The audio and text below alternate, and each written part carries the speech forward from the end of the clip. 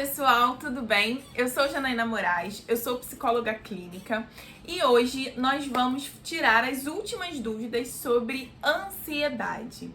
Então, para quem ainda não assistiu os outros vídeos, nesse mês de março eu falei sobre ansiedade aqui no meu canal.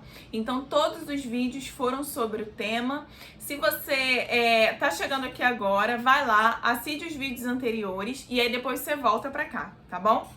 Antes de iniciar esse vídeo, eu vou pedir para você se inscrever no meu canal, vou pedir para você deixar o seu like nesse vídeo e para você compartilhar com outras pessoas que provavelmente também precisam desse conteúdo, também precisam dessa informação.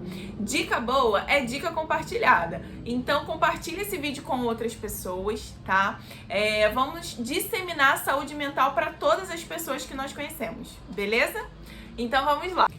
Bom, então no vídeo de hoje nós vamos falar sobre as dúvidas mais frequentes sobre ansiedade, tá? Então lá no meu Instagram eu abri uma caixinha de perguntas para que as pessoas colocassem quais eram as suas dúvidas, o que tinha ficado ainda de dúvida em relação à ansiedade. E aí algumas pessoas responderam e aí eu tô vindo aqui para sanar essas dúvidas, tá? Se você que tá aqui no YouTube e não me segue ainda no Instagram, vai lá no meu Instagram, tá? Vou deixar aqui qual é o meu perfil para você ir lá e acompanhar os conteúdos que eu posto lá sobre saúde mental, tá bom? Bom, então antes de falar sobre as dúvidas que o pessoal deixou lá na caixinha de perguntas no Instagram, eu quero fazer essa diferenciação entre crise de ansiedade e crise de pânico. Então vamos lá.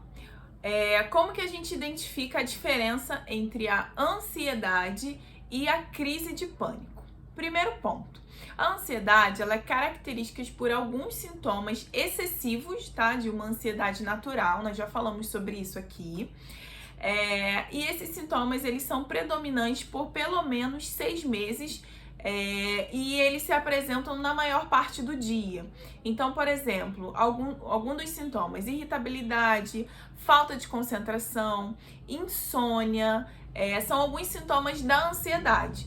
Quando esses sintomas estão excessivos e na maior parte do seu dia, então aí é caracterizado a ansiedade, né? A ansiedade generalizada, que é o transtorno. Já a crise de pânico, elas são caracterizado por ser uma crise mais intensa da ansiedade, tá? Onde ocorre uma descarga intensa no sistema nervoso autônomo. O que é o sistema nervoso autônomo? É o sistema que é responsável por regular algumas funções do nosso organismo, como, por exemplo, a nossa respiração, a circulação sanguínea, a sensação de frio e calor. Então, quando a gente entra num ambiente que está muito frio e o nosso corpo arrepia, é o sistema nervoso autônomo que manda um comando para o cérebro que você precisa ali, né? Na verdade, aquilo ali é uma defesa, né, do organismo para você perceber que aquele ambiente está frio e para você se proteger. Então, assim, quando ocorre esses movimentos, é o sistema nervoso autônomo que está atuando. Então, quando ocorre uma crise de pânico, é como se houvesse uma descarga muito intensa, como se tivesse um pane nesse sistema. E aí, por isso, ocorrem esses sintomas, tá? Quais são os sintomas predominantes de uma crise de pânico? Taquicardia, formigamento, por isso que muitas pessoas têm a sensação de que estão infartando, porque ela tá sentindo o coração acelerar, ela tá sentindo o braço formigar, ou então os lábios, e aí ela já vai associar com o infarto, tá? Falta de ar também é um sintoma muito comum, enjoo, despersonalização e desrealização. O que é isso, Janaína? Despersonalização, quando você tem a sensação de estranheza em relação ao seu corpo, né? Você tá ali no ambiente, mas nossa, tô estranha, não tô me reconhecendo, não tô conseguindo me sentir bem dentro desse corpo. Isso se chama despersonalização. E desrealização é quando você sente, né, essa estranheza em relação ao ambiente que é familiar. Então, você tá ali naquele determinado ambiente, você começou a ter, né, a crise de pânico e daqui a pouco aquele ambiente passa a ser um ambiente estranho para você. Você não reconhece mais aquele ambiente como um ambiente que é comum para você. Bom, e as crises de pânico, diferente da crise de ansiedade, que tem, né, uma duração aí de no mínimo 6 meses, e você percebe os sintomas, né, na maior parte do seu dia.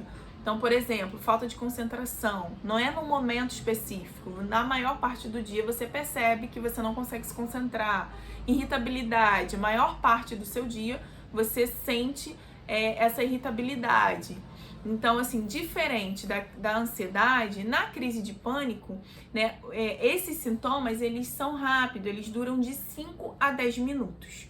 Obviamente, rápido pra gente, né, que tá olhando de fora, porque a pessoa que tá ali sentindo, né, esses sintomas de forma intensa é muito doloroso, é muito sofrido, tá? Então, é rápido em relação à crise de ansiedade, que a gente tem essa frequência maior aí ao longo do dia, tá bom? E o máximo que uma crise de pânico pode durar é, tipo, no máximo 1 hora, né? Não tem muitos relatos de que a pessoa ficou, né, nesse nível alto por ser uma descarga. Então, assim, normalmente quando é uma descarga tende a ser por períodos curtos, tá bom? E quando esses sintomas estão muito frequentes, a pessoa está tendo uma crise atrás da outra de pânico, é considerado já um transtorno de pânico, tá? Bom, dada essa explicação, vamos agora para as perguntas que deixaram lá na caixa de perguntas, tá? Primeira pergunta: é comum ter muita crise de choro? Então, a crise de ansiedade ou transtorno de ansiedade, esse sintoma de choro excessivo, pode acontecer, porém não é um sintoma comum de pessoas que têm ansiedade. O sintoma mais comum é irritabilidade, insônia, cansaço, enfim, esses sintomas são os mais comuns, mas pode sim acontecer. Excesso de choro normalmente é mais comum em pessoas com depressão, tá? Mas é muito importante procurar um suporte médico, procurar um psicólogo, um profissional qualificado para entender o seu caso, entender a sua situação e te dar um diagnóstico preciso, tá bom? Só por uma pergunta ou por essa resposta não dá para você saber o que de fato está acontecendo com você. O ideal é buscar suporte profissional, beleza? Segunda pergunta: a ansiedade desmotiva?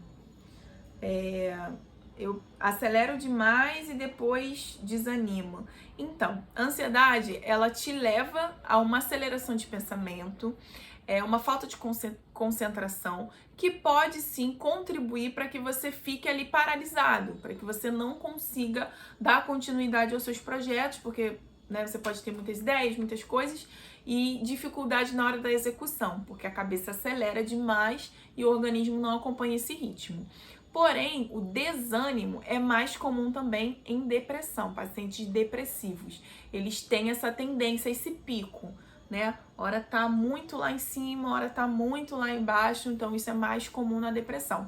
Mas volto a dizer, o ideal é procurar, né, um profissional para te acompanhar, para entender a sua situação, tá bom?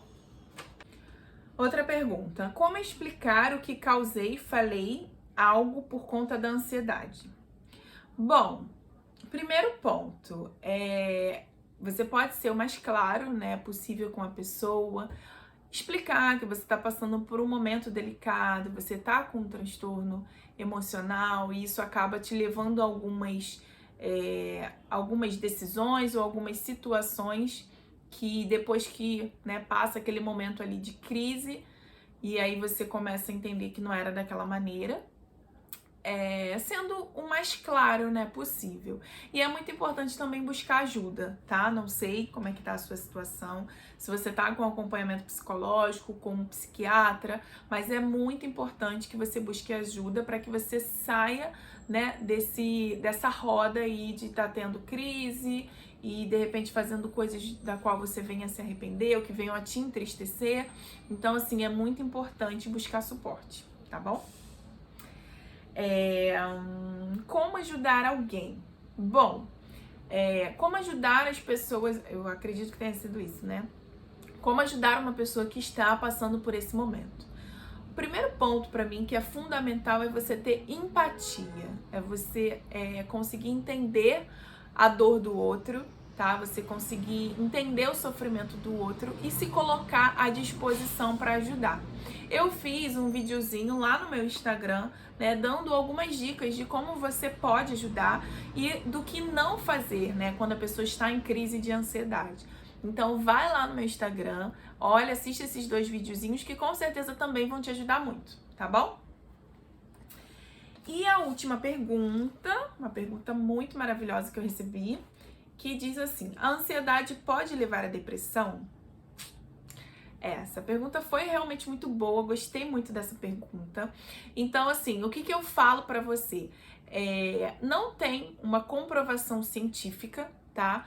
Que um transtorno pode causar o outro. O que se observa, né, dentro das academias e do mundo científico é que 65% das pessoas que têm ansiedade apresentam depressão ou vice-versa, tá? A pessoa tem depressão, depois ela apresenta ansiedade. E uma outra coisa também é que o tratamento medicamentoso, normalmente o remédio que se toma para depressão é a mesma medicação que se toma para ansiedade, obviamente em dosagens diferentes. O médico que vai avaliar qual a dosagem, qual miligrama adequado para cada pessoa. Mas no tratamento medicamentoso, os remédios normalmente são os mesmos que se utilizam, tá? Então, assim, e uma certeza que se tem é que você pode ter comorbidades. O que é comorbidades? É quando você tem 2 doenças consecutivas. Então, você pode ter a crise de ansiedade, o transtorno de ansiedade e a depressão. Então, é isso, tá? Se ficou ainda mais alguma dúvida, pode deixar aí nos comentários. Não esquece de curtir esse vídeo, não esquece de compartilhar, tá bom? Isso ajuda para que mais pessoas tenham acesso à saúde mental. Então divulga, compartilha, comenta, ativa também o sininho aqui no meu canal para que toda vez que chegar um vídeo novo você possa receber o conteúdo logo em primeira mão, tá bom? É isso, pessoal. Espero de coração que tenha ajudado muito vocês. Beijo grande.